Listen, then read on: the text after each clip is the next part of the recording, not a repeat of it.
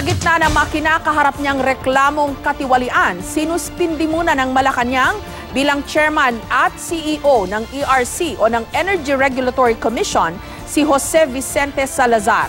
Ayon pa sa suspension order, posible raw na ang mga naging aksyon ni Salazar ang nagtulak sa ERC Director na si Attorney Francisco Jose Villa Jr.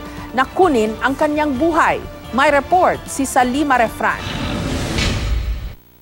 Sinuspindi ng 70 araw ng Malacanang si Jose Vicente Salazar bilang chairman at CEO ng Energy Regulatory Commission. Sa 3 pahina ng preventive suspension order, sinabi ng palasyo na dahil ito sa kinakaharap ng reklamong administratibo ng mga paglabag sa Anti-Graft and Corrupt Practices Act, Government Procurement Act, Code of Conduct and Ethical Standards for Public Officials and Employees at General Appropriations Act. Binanggit din sa suspension order na ang mga naging aksyon ni Salazar ang maaaring nagtulak kay Bids and Awards Committee Director Attorney Francisco C. Villa Jr. na kunin ang sarili niyang buhay.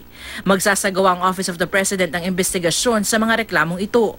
Pirmado ang suspension order ni Executive Secretary Salvador Medialdea, kaya agad umaksyon ng ERC. After the receipt of the order, nagkaroon po sila ng special commission meeting mga bandang 11:00 ng umaga. Wala pang reaksyon si Salazar kaugnay ng suspensyon. Samantala, nominado ngayon bilang OIC ng ERC si Commissioner Alfredo Non. Ipinadala na ang rekomendasyon sa Malacanang. Gayunman, business as usual pa rin daw ang ahensya. Despite and in spite of lahat ng nangyayari ngayon, hindi po namin to hinahayaang makaapekto sa aming serbisyo na dapat ay ibigay sa inyo.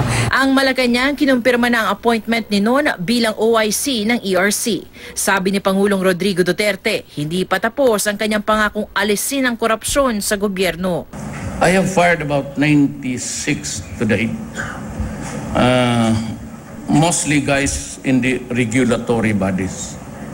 I just suspended yung sa energy si Salazar. I fired one cabinet member. Hindi ako nakapigil because he was lying to his teeth. And he didn't know that in front of me was the document that he said na hindi niya nabasa. It was an opinion rendered by his own office, department. Matatanda ang sinibak ni Pangulong Duterte si Yusek Almen Valdez ng Office of the Secretary, DILG Secretary Ismael Sueno at NIA Administrator Peter Lavinia dahil umano sa akusasyon ng korupsyon. Itinanggi ng 3 paratang sa kanila. Samantala, kinukuha pa ng GMA News ang panig ni Salazar na hindi na pumasok ngayong araw. Salima Refran, GMA News.